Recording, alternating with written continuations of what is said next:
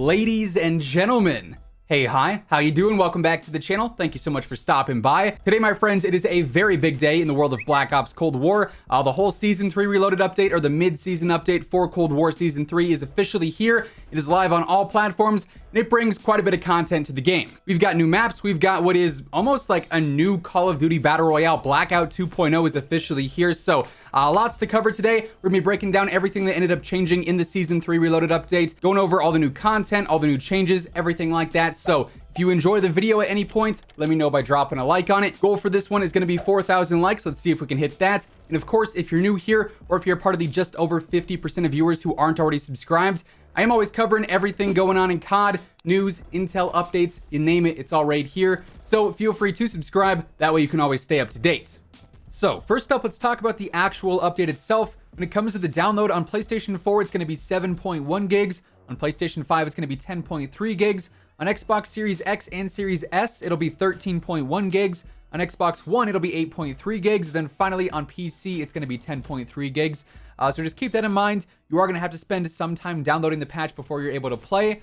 However, at the same time, it's also important to note that the content for this update, so like Rambo and John McClane and all the new weapons and whatnot, all the content is not going to be available until the 19th at 9 p.m. Pacific time. So tomorrow night when the Warzone update goes live, then all the Season 3 content, all the launch content, I should say, is going to be available in Cold War and Warzone. So for the next 24 hours, it'll just be like all the back-end changes that are live in Cold War. But alongside those, which we'll be covering here in just a moment, we also know of a bunch of the content that'll be coming tomorrow night once the update is, fully available.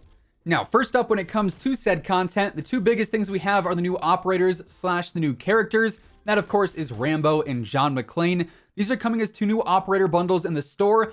I would assume for 2,400 COD points, but the Rambo bundle is going to feature, obviously, John Rambo, alongside 2 finishing moves, 3 legendary weapon blueprints, including an M61, so yes, he can run around as Rambo with an M60.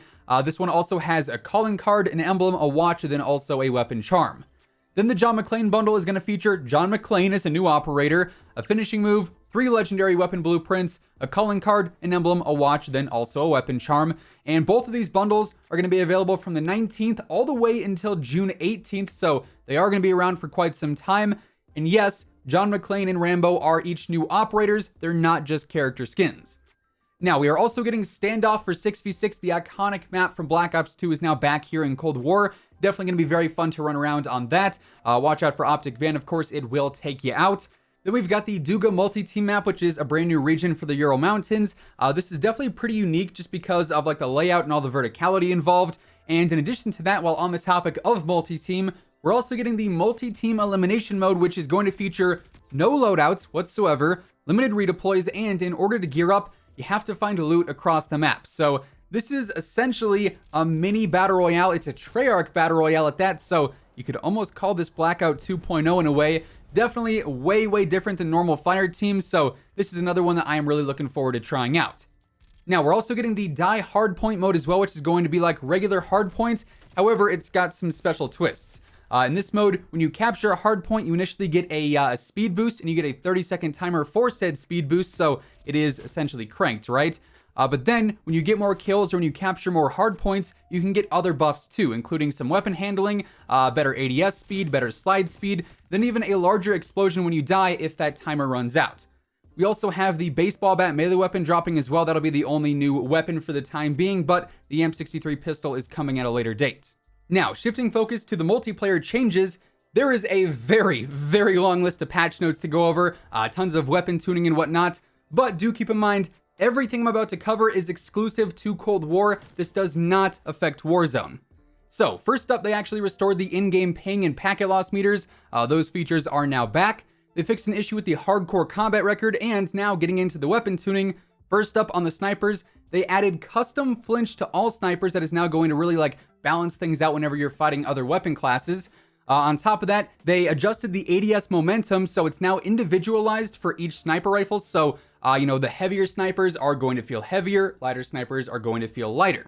They also made a ton of sniper-specific adjustments. On the Tundra, they increased the bullet velocity, and then they also reduced the ADS in momentum. And for the attachments, they made a ton of different changes. I'm not going to go over every single one of them individually. That would be a 25-minute video if I did, but they are on the screen if you want to pause and read over them. For the Pellington, they increased the sprint to fire, they reduced the bullet velocity, and increased the aim down sight time, while also making several other attachment-specific changes as well. On the M82, they increased the one-hit kill potential to the mid-torso area, they increased the ADS speed, the ADS out momentum, they reduced the ADS in momentum, and then also reduced the firing speed quite a bit, while also making even more attachment-specific changes. Then on the ZRG, they actually reduced the ADS speed and the bullet velocity, so now the ZRG is going to be even slower. They increased the ADS out momentum and reduced the ADS in momentum, while also adding in custom vehicle damage to the weapon, and they made even more attachment-specific changes to the ZRG. Like I said, there is a lot of weapon tuning. Now, on the Swiss, they gave it 25% less flinch than the other snipers. They also reduced the bullet velocity, and, you guessed it, there are some attachment-specific changes here too. Then moving on to the assault rifles, here they improved the velocities all around except for on the FFAR. They also updated the headshot multipliers to depend on the ammo type now. Specifically on the Krig, they increased the bullet velocity and buffed the Ranger barrel while nerfing the Contour barrel. On the AK-47, they increased the velocity. On the FFAR, they reduced the velocity but increased its damage by 1. On the Groza, they reduced the headshot multiplier but increased the velocity. On the QBZ, they increased the velocity. On the Farah, they increased the headshot multiplier and the velocity, but they reduced its damage and nerfed the Contour barrel. Then on the XM4, they increased the velocity as well. Now, for the LMGs, on the Stoner, they increased the velocity in general, but they nerfed the Task Force's velocity. On the RPD, they did the same thing, and on the M60, they did the same thing too. Then for all pistols, they increased the bullet velocity, and on the R1 Shadowhunter crossbow, they added the sniper flinch to that. Now, on top of that, they also made multiple changes to some of the score streaks. They changed some of the prices. They adjusted how some of them work, including the care package, the armor, the sentry gun, and the VTOL, just to name a few. For the equipment, they buffed the Molotov a bit, and they also adjusted the gas mine field upgrade as well. Now, shifting back over to content, there was also some new stuff for Zombies and Outbreak. Again, though, this is not going to be out until the Warzone update goes live tomorrow night, and the big content, the main quest or the Outbreak Easter egg, is not going to be live until 10 a.m. Pacific time on Thursday, so you're not going to be able to hunt for that until that point. They're delaying that a little bit just so everyone is going to be, awake and ready for that one. Now, there is also a new Orda world event where the Orda monsters are going to spawn all over the Outbreak maps. Then also Cranked 2 is going to be a brand new mode, Cranked the sequel. This one will have no wall buys or crafting tables, and instead all the mystery box locations are going to be active, and they'll have various items that you can actually find and utilize. There is also new custom mod support in Zombies, new mystery box weapons to feature some of the new DLC weapons that we haven't had updated in the mode for quite some time, and a ton of zombie-specific weapon tuning. And when I say a ton, man, do I mean it. Again, we would be here for 45 minutes, another hour, if I went through and read all these individually, so I'm just going to have them scrolling on the screen for now. If you want to pause and read them for yourself, by all means, feel free to do so. You might be spending some time if that's the case, but between the multiplayer weapon changes and then all the weapon tuning that we have for Zombies as well, I gotta say this is by far the largest series of patch notes that we've ever had for Cold War. Treyarch definitely went all out for this update, so ultimately, I'd say things should feel pretty fresh upon jumping in and playing some games. Whether you're in multiplayer or Zombies, there's a lot of new content to check out, and then also just a lot of physical changes with the game itself.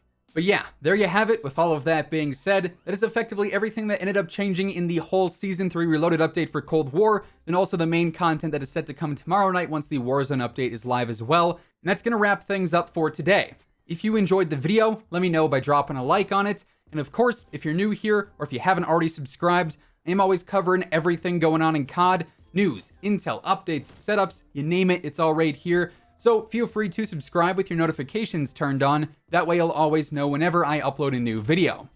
As always, if you want to check out any of my partners, be sure to use code IMMORTAL for a discount on all Scuff, G Fuel, Gamer Advantage, and Control Freak products, and the links for all those can be found down in the description below. But once again, thanks so much for tuning in, and until next time, take it easy, have an awesome rest of your day, and I'll catch you guys later. Peace out.